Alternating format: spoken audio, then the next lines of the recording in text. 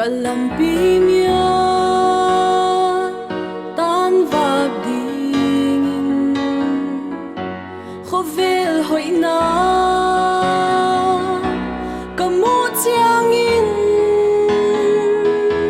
van lao ka siam hon pi no kapalai ni to pa hon sang in kasim le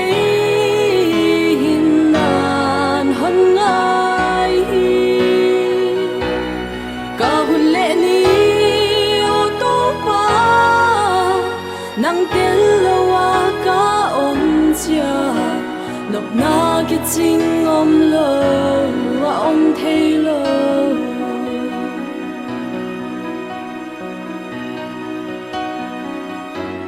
o hon pi in hon sang in to pa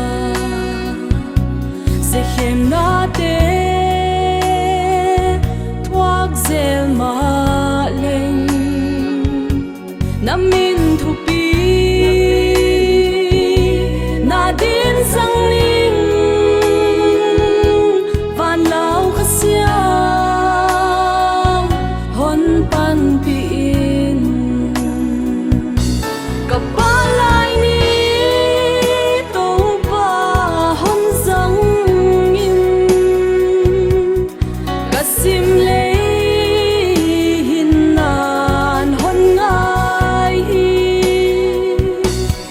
ka hun le ni o to pa nang tel lawa ka om chia lop na ki ching om lo wa om thei lo